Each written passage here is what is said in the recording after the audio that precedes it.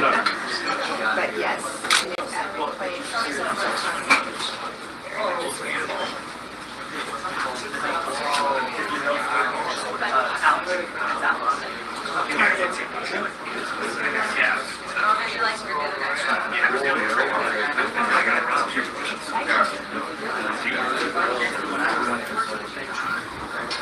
I just want to say thank you, God, for allowing us to be alive on this day of history.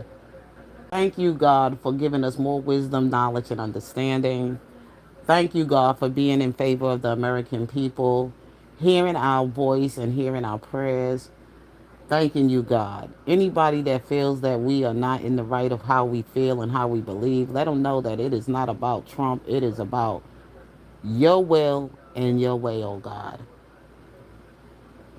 It's what you are pouring down into the Americans' people. We still have a long way to go. But Lord, as long as we believe and trust in your goodness and your mercy, you will give us favor. You will lead us and you will guide us all the way. Because we were built in God we trust here in America. Some of us has lost our way in the Constitution that we have seemed to ignored for so many years that has caused so much harm to our lives and to our children, to the nation, and to the world. Look to God will cometh your help. Look to him for your understanding. Acknowledge him in all your ways. Trust in the Lord, and he will grant you favor. And that's what a lot of Americans have forgotten. In God we trust. We forgot our Christian values. We threw it aside to follow these other gods. God is not a God of confusion. His word is very clear. When you look to the Bible, look to him to guide you in your thoughts. Don't look to man. Don't look to Donald Trump. Don't look to no elected government. No. Look to the word of God. Is all there. But we follow things that was against God's nature. As it says here, Supreme Court says Maryland parents can pull their kids from a public school lessons using LGBTQ books. And this has been a long fight with righteous against the unrighteous. God told President Trump to pull down those LGBTQ flags over the White House. We weren't built on those kind of things in putting into our government.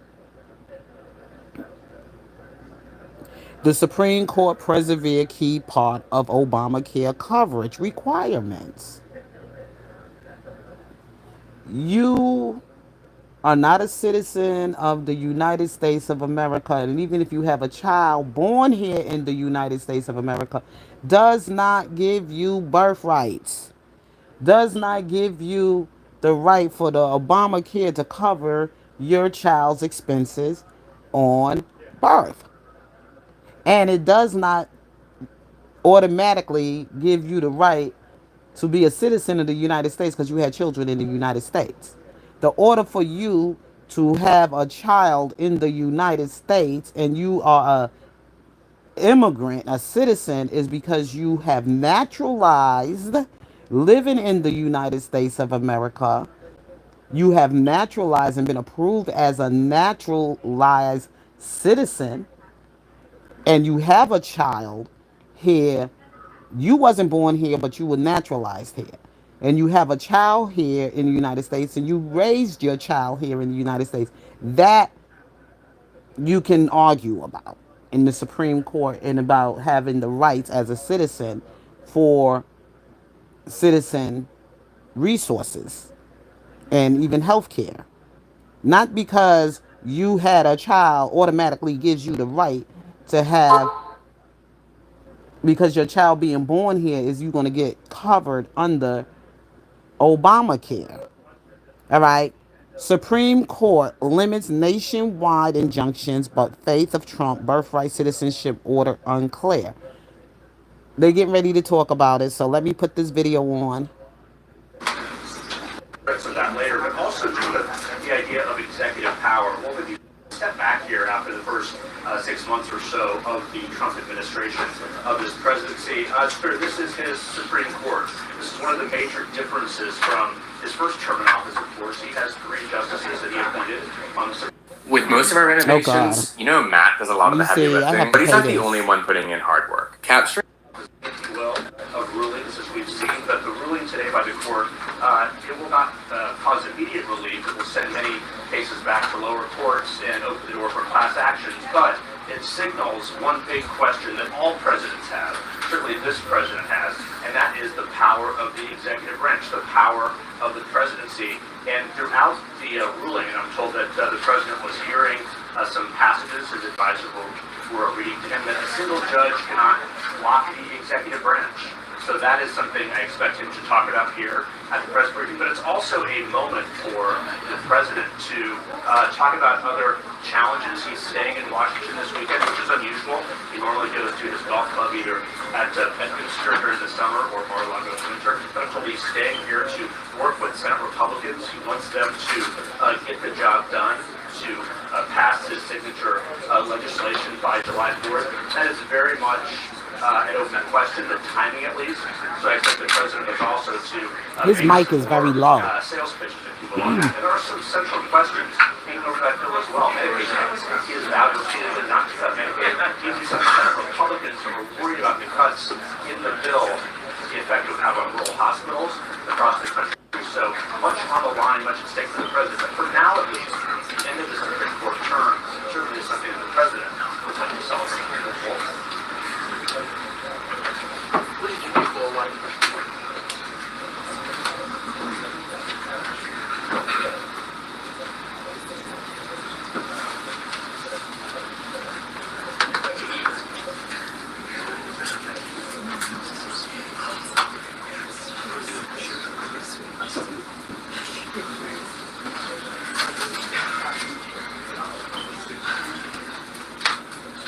It is Wolf. By my memory, at least, so we can check this. I believe it's only the second time he has had a news briefing here in the White House recently. And the first was in the early days of his presidency after the tragic plane crash at National Airport. He, of course, came in this briefing room and took questions.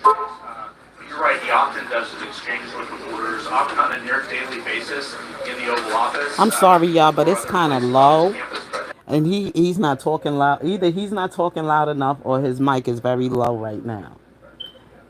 If people not paying attention to what he's saying, you can always go to Fox. It's still on here Eastern Standard Time at 11:41. I think it is. No, it's 10:15 here, but it's at 11:41 a.m.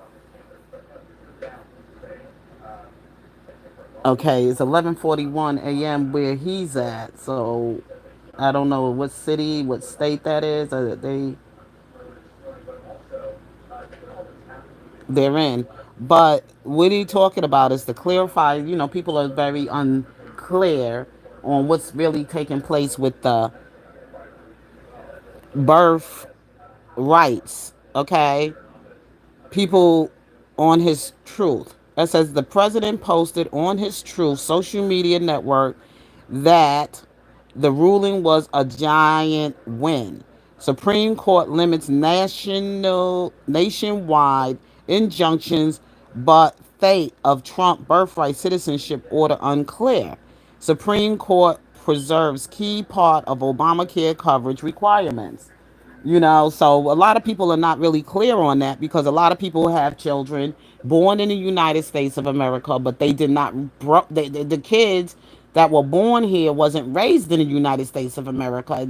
They were probably raised over in, let's say, China or somewhere like that. And then all of a sudden they move back. When the kids gets older, they come here, um, and claim that they're citizens. But if you were not raised in the United States of America since your birth, you were raised somewhere, even though you were born here, but your parents weren't from here and they had you here on some kind of visa for 3 months, or a visa, your mother was 7 months pregnant with you and you were born within the next 2 months, that doesn't necessarily make you a citizen. And you went back to your country and that's where you were raised. That doesn't make you a citizen, and it doesn't give you the right to be a citizen until it didn't bring your family over here to live after you was born. That people been doing that. That's a lot of ways people have been trying to get here in the United States. They weren't born here. I mean, they were born here, but their parents weren't born here, and their parents raised them in the culture where they are from, like they was in China, and then they come to the United States and then they want to claim citizenship. Doesn't work like that. That's what they're saying. And even if you were born here in the United States and your parents come with a visa, doesn't necessarily, or Medicare or whatever is going to cover the birth of your child's, your medical expenses of your child being born here. You have to cover your own medical expenses here in the government of the United States of America. We are not paying for your child, and you was pregnant, but you're going to come and travel to the United States 8 months pregnant to have a child in the United States so you can get citizenship. It's all of these things that people have been doing that is going to now change in the birthright citizenship. Okay, not that we're gonna go and take everybody that already been here for a certain period of time in the United States and just have them deported. I don't think that's the plan, because that'd be too much. Because some it's went on so long, it'll take forever to do that. But as of now, it stops. It stops. It's the law now. It stops here in the United States. As of now, no longer will people come into the United States, have children, and they're not citizens of the United States, and that the United States government will be having coverage for their child expenses of birth and Medicare expenses or whatever. No longer you be getting those kind of benefits, because as of today, that have changed in our government. And as for the slaves that were born here, the amendment, when people read that 14th Amendment, they always believe that slaves, we are citizens. Been under law since 1898, I think it is, for slaves that have citizenship, because they weren't treated as citizens, but that has been in the constitution of our amendment. So we are citizens. Those who 4,400 years ago, whatever, how many years you've been in the United States of America, it didn't even say Native Americans. It said slaves. So you got to be very careful with that, as Native Americans and slaves, because that was written in the Constitution for the slave children, not for those who were Native Americans. That was in the Constitution for the slaves. So it's very tricky. So go back into your Constitution under the 14th Amendment and you can read it. Or we could read it right here. Let's go. Let's go so we can read it right here so nobody won't be let's go 14th Amendment.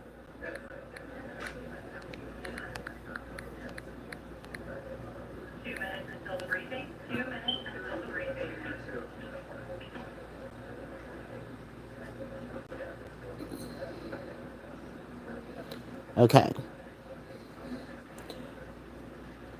The statement is not entirely correct. While anyone born in the United States is generally considered a citizen due to birthright citizenship, there are exceptions, and citizenship can also be acquired through naturalization or by descendant from a U.S. citizen parent. The 14th Amendment. The 14th Amendment, the U.S. Constitution grants citizenship anyone born within the United States and subject to its jurisdiction. This includes children born in U.S. territories, U.S. waters, and U.S. airspace. There are very limited exceptions, such as children born to foreign diplomats. A child born outside the U.S. to U.S. citizen parents can also be a U.S. citizen. The specific requirements, such as the length of time the parents lived in the U.S., vary. People who were not born in the U.S. can become citizens through the naturalization process. This involves meeting specific requirements, including a period of lawful permanent residence. Oh, the president is on, y'all. So let's go back. Presidency itself. That's what they've done. And We're going to hear it from the president. it's been an amazing period of time this last hour. Radical left judges effectively tried to overrule the rightful powers of the president to stop the American people from getting the policies that they voted for in record numbers.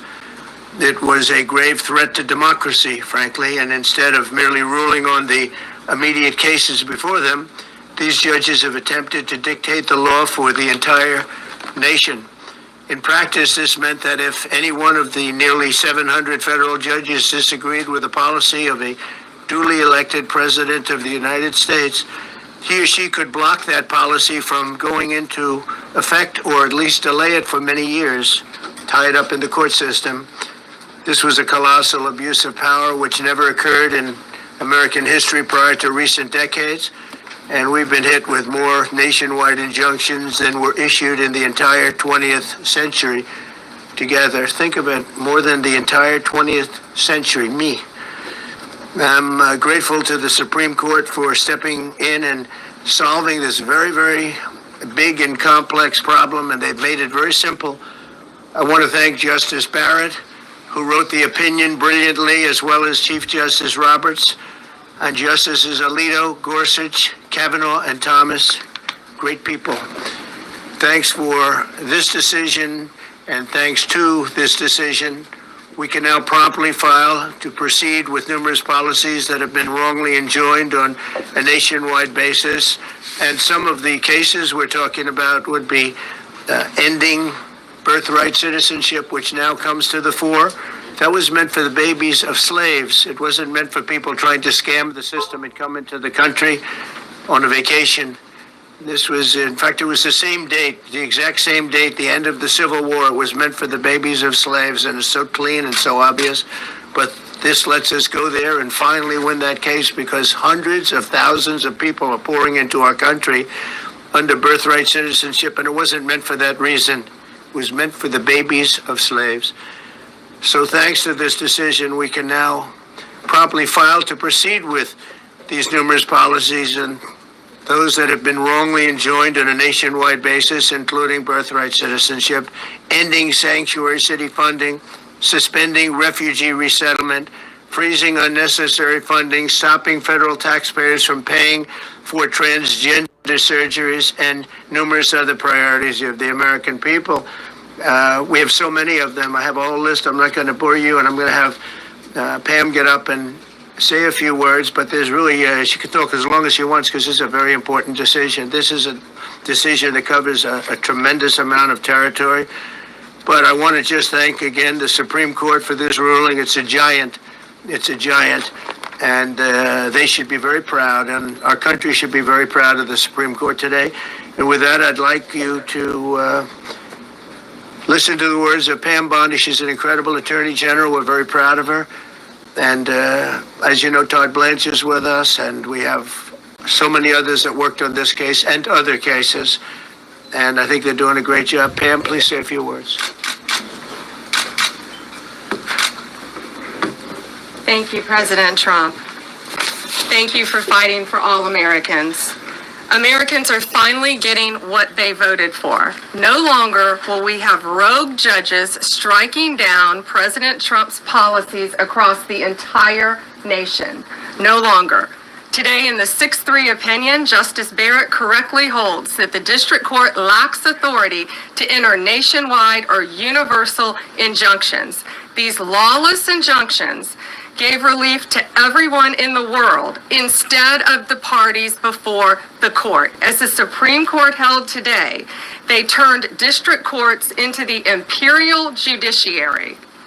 Active liberal judges have used these injunctions to block virtually all of President Trump's policies. To put this in perspective, there are 94 federal judicial districts. 5 of those districts throughout this country held 35 of the nationwide injunctions. Think about that, 94 districts. And 35 out of the 40 opinions with nationwide injunctions came from 5 liberal districts in this country. No longer. These injunctions have blocked our policies from tariffs to military readiness to immigration to foreign affairs, fraud, abuse, and many other issues. The judges have tried to seize the executive branch's power, and they cannot do that. No longer. And on immigration, on a side note, today marks 2,711 arrests on these terrorists and these gangs. Total arrest today with HSI investigations. And thank you, Stephen Miller. Thank you to Homeland Security. Thank you to everyone working hand in hand with the FBI on all of these transnational gangs. TDA has been a huge terror to our country, as well as MS-13, as well as Sinaloa cartels. No longer. These injunctions have allowed district court judges to be emperors.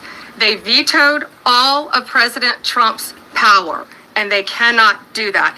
This has been a bipartisan problem that has lasted 5 presidential terms, 5 different presidents, and it has ended today. We will continue to fight for President Trump's policies. I want to thank the Office of White House Counsel, Dave Warrington. You and your staff have been incredible. Our Solicitor General's office, John Sowers, Sarah Harris, and Todd Blanche and Emil Bovey. Todd's going to say a few words because we've had another major ruling today on transgender books and some other great wins that we've had. But no longer will they have this power in our country. It is the president's authority under his executive branch to do everything to fight for the American people, and he will continue to do that. That's why he was overwhelmingly elected. Thank you. Amen. Thank you. Today's a great day for the rule of law. It's a great day for the Justice Department, and it's one that's been a long time coming, and one that every American should have been waiting for with bated breath. And so I echo what the president said and Attorney General Bondi, that the Supreme Court did a great thing today, not only for this administration, but for every American in this country. If not for the injunctions case, we would be here talking about another great decision that came down today, the trans books case, which restores parents' rights to decide their child's education. Seems like a basic idea, but it took the Supreme Court to set the record straight, and we thank them for that. And now that ruling allows parents to opt out of dangerous trans ideology and make the decisions for their children that they believe is correct. And so we thank the Supreme Court for that. There's been multiple decisions over the past several weeks that just show why this nationwide injunction ban had to happen. For example, what I mean by that is local district court judges issuing decisions that are clearly contrary to law just because they don't like the policy of President Trump. And when it gets to the Supreme Court has to correct it. But that takes time. The Attorney General thanked our lawyers, and I'll do it again. Our lawyers are working 24 hours a day, 7 days a week to fight these injunctions and to emergency appeals, emergency stays, going back to the district court judge, asking them to change their view. And so their hard work is really paying off today, but over the past few weeks. We had a stay of an order that prevented DHS from moving aliens to a third country. We had a stay of an order that stopped the Department of Defense from implementing military readiness, the EO that President Trump signed. We had another stay of an order forcing reinstatement of fired executive branch employees entirely within the president and Article 2, his right to do. We had a stay of, as you all know, of numerous DOJ cases. And again, every one of those stays requires a tremendous amount of work and effort by the lawyers and parties involved. They should be doing other work. They should be doing the work that the president and this administration demands and has a right to demand, and not fighting these local judges who don't make decisions based on the law. They make decisions because they just simply don't agree with the administration's decision about a policy, and that's wrong. Thank you. In this case, I hope this works in favor of Robert Sylvester Kelly and P. Diddy. Any questions? Yes, for Pam, please. Go ahead. Sure. Thank you, Madam Attorney General.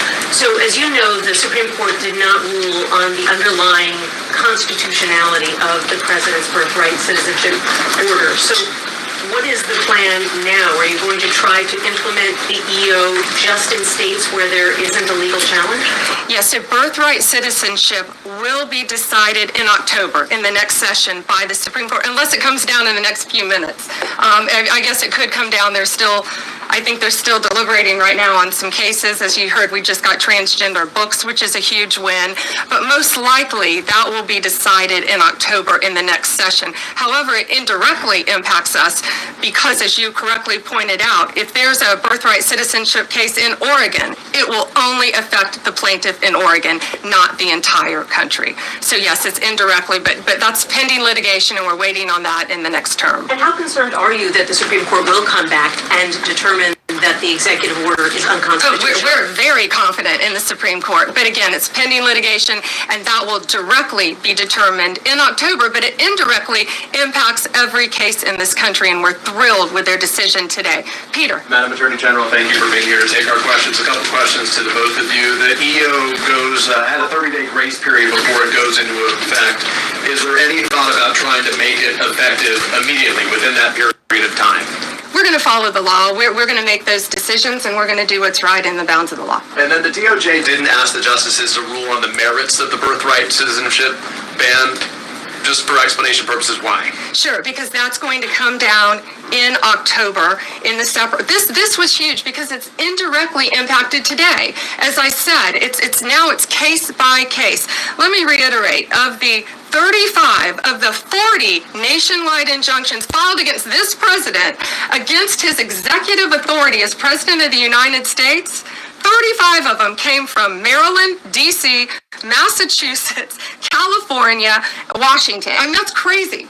These 5 districts. So yes, it indirectly impacts us. It will be a separate decision in October. Next question. Thank you, Mr. President. A question for you, sir. Do you believe this ends the power of the lower court judges to stop your agenda? Do you see this as a full green light for your agenda going forward? Well, you'd have to really speak to the lawyers about that, but this is really also a decision based on common sense. It didn't work the other way. It was a disaster where somebody from a certain location in a very liberal state or a liberal judge or a liberal group of judges could tie up a whole country for years because their decision would sometimes take years to overturn. We've overturned many of the decisions, but it would take years to do it. And we have to act quickly when it comes to illegal immigration. We have murderers, killers, we have drug dealers, we have what they've allowed to come into our country. Should never be forgotten. It should never be forgotten what they've done to our country. And we have to be able to act very quickly, and we're going to do that. Thank you. Just as Tony Barrett, sir, I know that you praised her and her opinion here in this case. She has taken some heat, though, from some of your supporters who have labeled her weak, a squishy, a rattled law professor. What is your take on that? I don't know about that. I just have great respect for her. I always have. And her decision was brilliantly written today, from all accounts. Yeah. President, what would you say to Americans who fear that this is... Please hit the like button. Please hit the like button. I see 16 people in the chat. Please hit the like button. I appreciate it very, very much. Thank you. More and more concentration of power in the White House and the executive. Well, this really brings back the Constitution. This is what it's all about. And this is really the opposite of... Does everyone hear that? Trump 2028! Do you accept President Trump? Reality President Trump in the border. Do you intend to engage personally with leaders from South America, not only investigate Central America Sure. in order to I do that anyway. this situation I in do a that different anyway. way, and if you have a perspective of leading some presidents from South America, as Brazil, for example. Well, you should, as an example, not South America, but NATO over the weekend. Yeah. They have great respect for our country now. They did things that nobody thought was possible. They took funding from 2% to 5%. Nobody thought they'd ever pay the 2%, and now they're paying the 5%. It's over $1 trillion more a year. Think of that, $1 trillion. Nobody thought that could happen. That's a different group of people, different countries. Yeah, but we get along with a lot of countries. We are respected again. Our country, the U.S., is respected again. Was not respected 6 months ago. I can tell you. Yeah, go ahead, please. Mr. President, you have a deadline coming up on trade in 2 weeks. Which countries, if any, what? on trade, on tariffs, Yeah. sir, which countries, if any, are close to agreements with the administration? Well, that's an interesting question. We've made a deal with China. We've made a deal with probably 4 or 5 different countries. With the UK, it was a great deal for both. And we're in the process of making some others. But ultimately, in fact, Scott is here. Howard Lutnick, these 2 guys have been doing an incredible job, and the people that work with them have been doing an incredible job. But, you know, we have 200 countries, you could say 200 countries plus. We can't do that. So at a certain point over the next week and a half or so, or maybe before, we're going to send out a letter. We talked to many of the countries, and we're just going to tell them what they have to pay to do business in the United States. And it's going to go very quickly. But some of the bigger countries, so India, I think we're going to reach a deal where we have the right to go in and trade. And right now it's restricted. You can't walk in there. You can't even think about it. We're looking to get a full trade barrier dropping, which is unthinkable. And I'm not sure that that's going to happen, but as of this moment, we've agreed to that, go into Indian trade. We're going to be trading in China. That's going to come a little bit down the road, but we're going to be trading in China. We have a lot of great things going, and we're getting along with countries, but some will be disappointed because they're going to have to pay tariffs. And we've taken in already hundreds of billions of dollars in tariffs. No inflation. The only problem we have is we have a Fed guy that doesn't understand what's happening, and it would be great if he'd lower the rate because we'd be able to borrow a lot cheaper. Yeah, go ahead, please. Why don't we keep it on this subject? This is such a big subject. You know what? Trade is so big, but this, I don't know, in a certain way, this might be bigger than trade. I think this is bigger than trade. Yes, please, go ahead. I was wondering, though, if you could... Go ahead. Sir, on the transgender ruling, the Supreme Court ruling that parents with religious objections can pull their kids out of public school lessons that use LGBTQ materials. Pam brought it up. Your reaction to that ruling today, sir? I think the ruling was a great ruling, and I think it's a great ruling for parents. It's really a ruling for parents. They lost control of the schools. They lost control of their child. And this is a tremendous victory for parents. And I'm not surprised by it, but I am surprised that it went this far. It took us to bring life back to normal. So it's wonderful. It's parental. I can agree with him. Being an early educator, which I am, like certain things I will not implement in my classroom, especially with LGBTQ teachings. And, you know, a lot of times I've been attacked about that. You know, if a boy wanted to go play in the dramatic play area wearing girl clothing, I wouldn't allow it. And I had other teachers that was in the classroom with me that will go and tell these things that I wouldn't allow the kids to do. So that made my job kind of complicated because I was really protecting the parent. And if I didn't get that kind of feeling from the parents, if that's what they wanted of their child, I wouldn't allow that child to go in there. Even if the child wanted to go and the parent was not trying to push that issue on their children, I followed the parents' lead. I didn't never follow who the school would want me to do. I followed the parent. And I always made it very clear in my classroom, it's not about the school, it's about what the parent wants, because that's who I work for. I always made it clear that I'm working for the parent. I'm working for the parent. And people couldn't understand that, but you work for us. Yeah, I work here for the company, but I make sure in the classroom that I'm teaching that I get to know my child and I get to know families. I get to know the family. Now, if the families approve of it, then so be it. But if the families don't approve of it, it's not going to happen, not on my watch. Anyway, let's go. And I kept saying, and nothing was moved from the site, by the way. To do that is very dangerous. And nothing was moved from the site, by the way. To do that is very dangerous. It's very, very heavy material. Those cars were most likely the cars of masons because they were pouring concrete at the top, at the hatch, as you know, the hatch going into the nuclear site. They wanted to reinforce it, and they had some masons there pouring concrete. By the way, that concrete was obliterated. It hit exactly at the concrete. It was, I don't think it had a chance to dry. But everything's down there. It's under millions of tons of rock. Please. Your administration has said that El Salvador is one of the safest countries in the hemisphere. So why haven't you yet canceled temporary protected status for that country? Was it part of the deal? Well, we'll take a look. We've had a great relationship with El Salvador. They have a fantastic leader. They built a massive prison system. And I don't know exactly why, but it's a hell of a system. And we bring people there, and when they go there, they don't get out. And frankly, when they hear they have to go there, they become very nice people.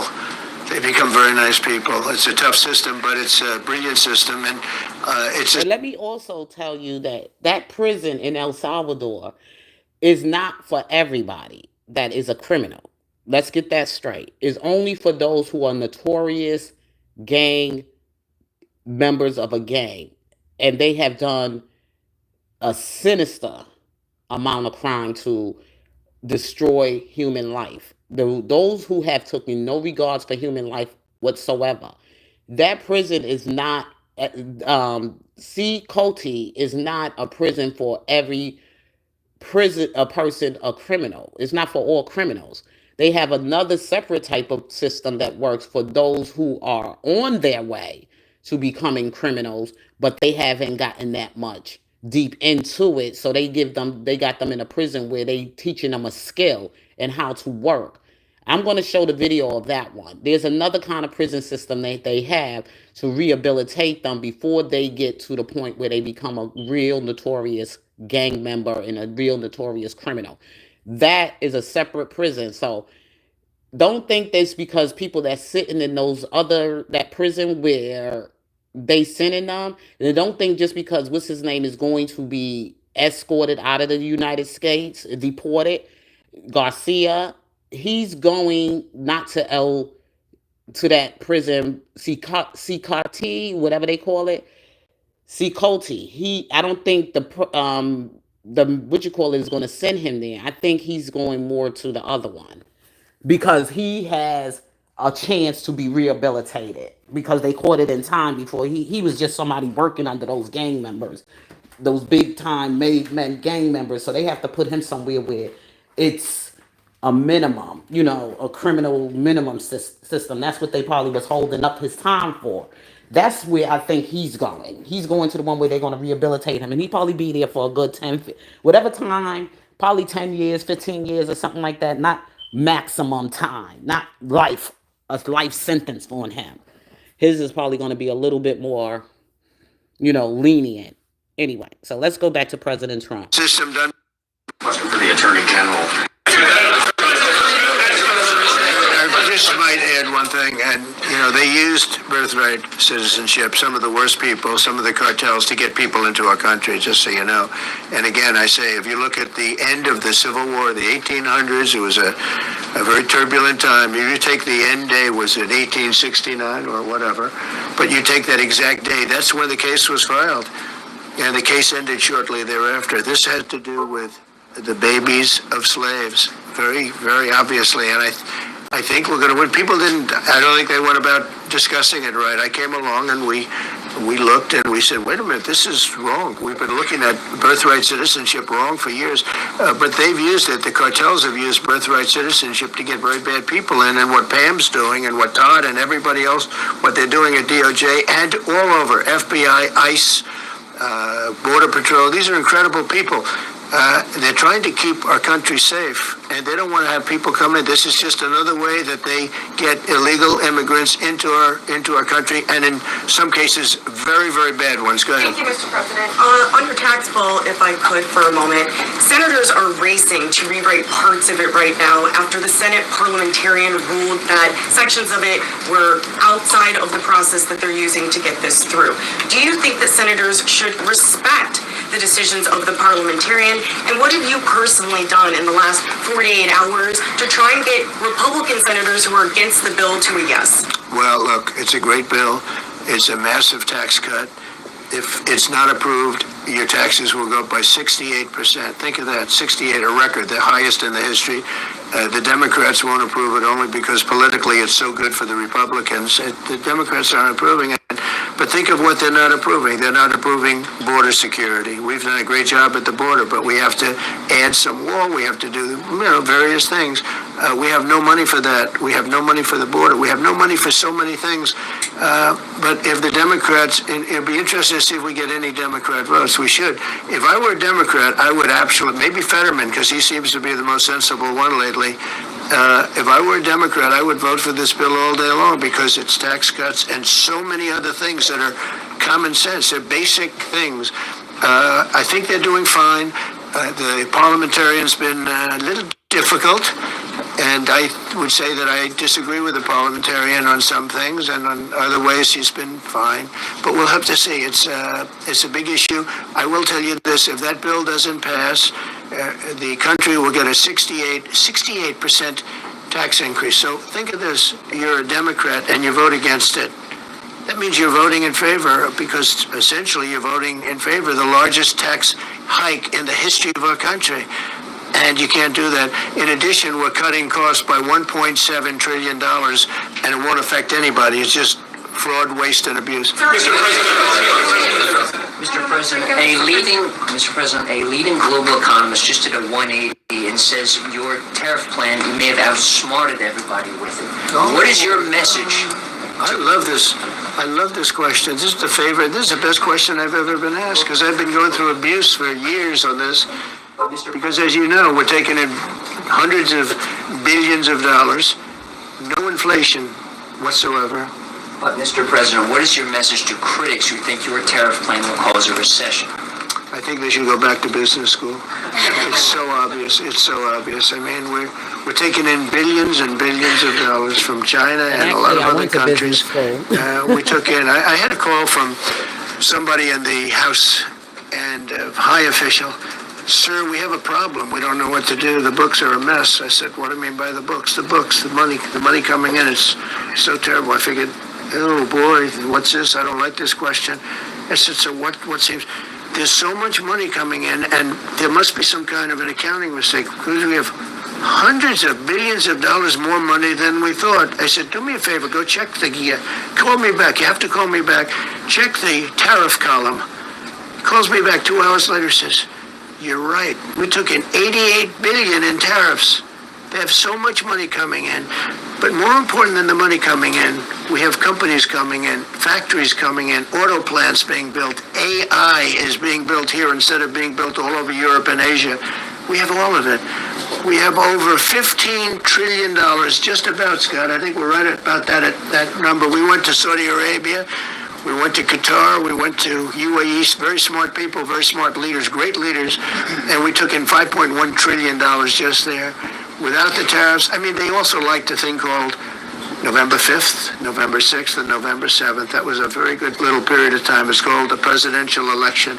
You know, you used to have one-day election, now you have it go over it, but even if you just took that little period, because it was pretty obvious it was going to be a landslide, and they like that, but they love the tariffs. I had Texas Instruments come in the other day, big company, and he said, we're putting in $60 billion into new plants and new equipment, new everything. Sir, you're going to keep the tariffs, aren't you? Because if I ever took the tariffs off, and we are going to absolutely keep it. And they're worried that somebody like this communist from New York someday gets elected. I can't believe that's happening. That's a terrible thing for our country, by the way. He's a communist. We're going to go to a communistic state. That's so bad for New York. But the rest of the country is revolting against it. But if somebody got elected, they're afraid that if this was taken off, well, we're going to guarantee it's never going to be taken off. And again, we're taking in think of this, hundreds of billions of dollars. And they were all confused because they've never seen this before. You know, it's always the other way. We don't have enough money. So much money is coming in at levels that nobody's ever seen. But most importantly, we have factories being built, car plants being built, companies moving to our country like never before. If you look at 15 trillion, and that's only in a few months. You know, I haven't been here that long.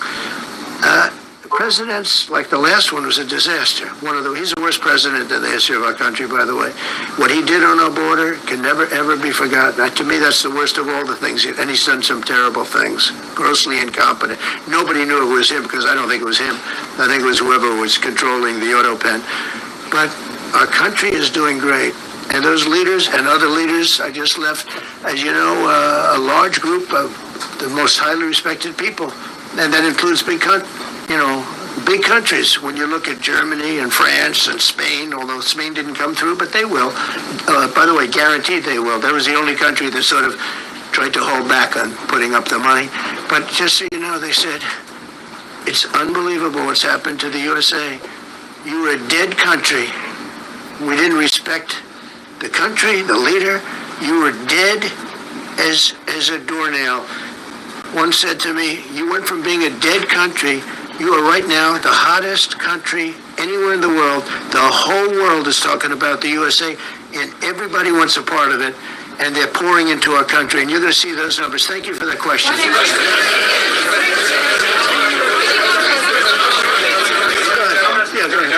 Thank you, Mr. President. I have a question about trade. Secretary Bessent has said that he hopes tariff deals with major partners will be done by Labor Day. So if some deals are not done by your July 9th deadline, will some countries' tariffs go back up, or will they stay where they are? There are some countries that are used to ripping us off, to be honest with you, and I don't want to name them, but you sort of can name them. And they're so used to just, taking in billions and billions of, look, we had a trade deficit of more than $1 trillion. Think of a trillion. A trade deficit.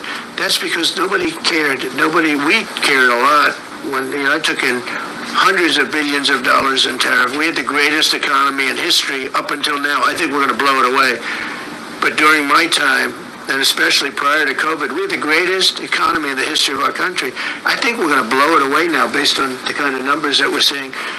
But some countries are very angry because they've been ripping us off for years. They've been making billions and billions of dollars. There was nobody to negotiate with. They could do whatever they want. They charged us tariffs, by the way, at numbers that we've never seen before.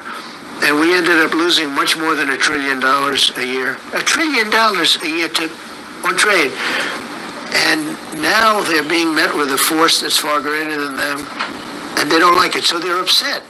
Because instead of making, $5 billion, they're going to break even. Or they'll make a little bit. I want to be nice. They'll make a little bit. Or we'll make a little bit. It's a big difference. Yeah, please go. Go ahead. Red dress. On the 2020 election, is there any more information on the special prosecutor? So many Americans still have questions about the 2020 election. And speaking of rogue judges, would you consider appointing somebody at DOJ maybe to investigate the judges that allowed for the political persecution of you, your family, and your supporters during the Biden administration? I love you. Who are you? I'm Clara from Lindell TV. Well, that's just a very nice question. And it's not a setup. I have no idea who you are, but I appreciate that question.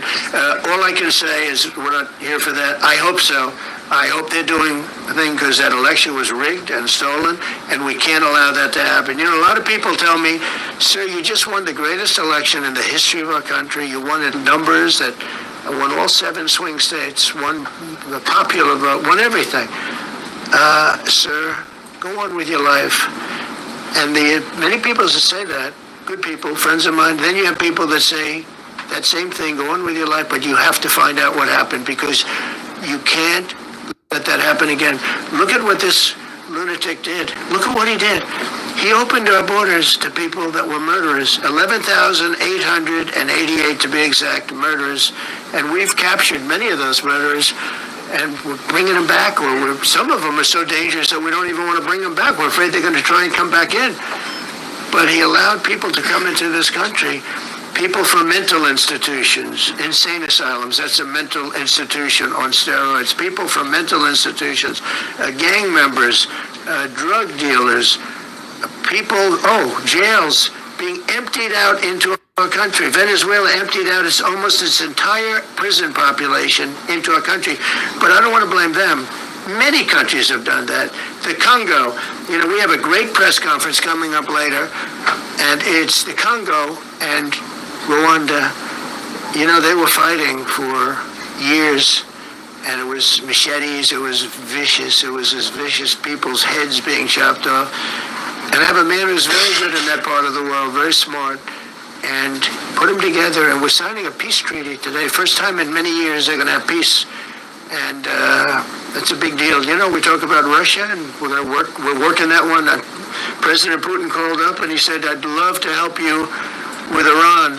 I said, do me a favor, I'll handle Iran. Help me with Russia, we got to get that one settled. And I think something's going to happen there. But we did some great work. India and Pakistan. That was going to be maybe nuclear. We did that. We did a lot of work. I don't know if there's ever been a president that's done much more. Serbia, Kosovo was going to go at it. Going to be a big war. I said, you go at it. There's no trade with the United States. They said, well, maybe we won't go at it. That's what happened with India and Pakistan. I was negotiating with both of them, and I said to Scott, I said to Howard, cancel all deals with India and Pakistan. They're not trading with us because they're in a war. They called back, what do we do? I said, look, you want to have trade with the United States, it's great. But you want to go and start using nuclear weapons on each other, we're not going to allow that. And they both agreed. Both have great leaders. They both agreed not to do it. So we did a lot, but I appreciate that question.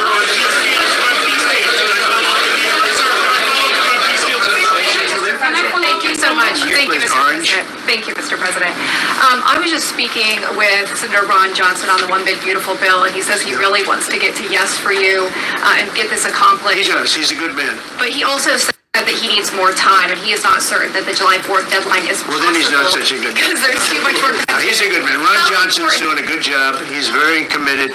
Every Republican senator is committed. And, you could have a couple of grandstanders, in all fairness. You could have somebody else. And it's very dangerous because our country would go from being the most successful country in the world to who knows what happens with a 68%, think of it, 68% tax increase. That was given by the Democrats because they like high taxes. I don't know what happened. All my life, I'd grow up and I'd watch politicians talking. I'd say, oh, that's fun. And they were always saying, we will cut your taxes. We will cut your taxes. I never heard it. They say, we will raise your taxes. And they elect people like this guy in New York that maybe has a chance. I find it hard to believe, but he maybe has a chance. They want to raise your taxes. So they want to see a 68% tax increase. That's more money than anybody could afford. You'd go into a depression if that ever happened.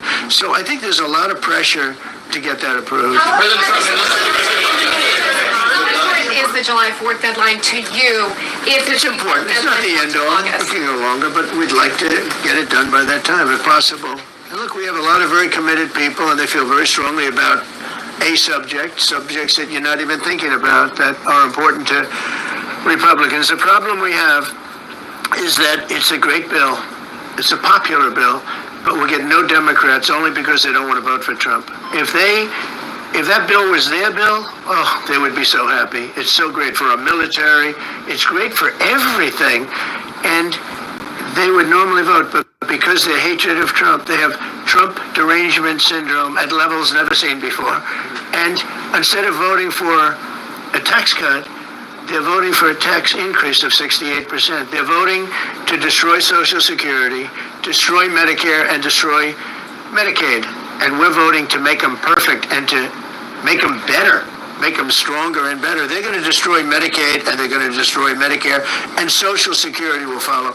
If you vote for the Democrats, you're dead on those three things.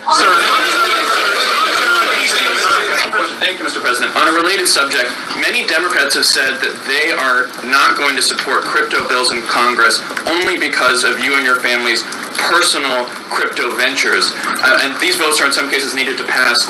Are you open to the idea of pulling away from your personal crypto ventures just for the next few years if that helps get these? Well, actually, y'all, I came here. I really actually wanted to talk about the birthright, citizen birthrights. So if anybody want to hear any more about these crypto bills and all that other stuff, you can go to this channel, and it might be still live right as of now. You can go to Fox 29 in Philadelphia. Fox 29 in Philadelphia. I really just wanted to talk about, I don't really want to overwhelm you with all this other stuff that they're discussing here, because it just is not anything that I'm interested in hearing right now. I just wanted to just be more clear on the birthrights of citizens. That being a win for Trump, that they can no longer block him to have people who are not citizens of the United States, even though they were born here, that this is case by case. Is not like for everybody, but it's for case by case, because as of now it stops, because people are giving birth to children just so that they can become citizens in the United States, that their children can grant them citizenship.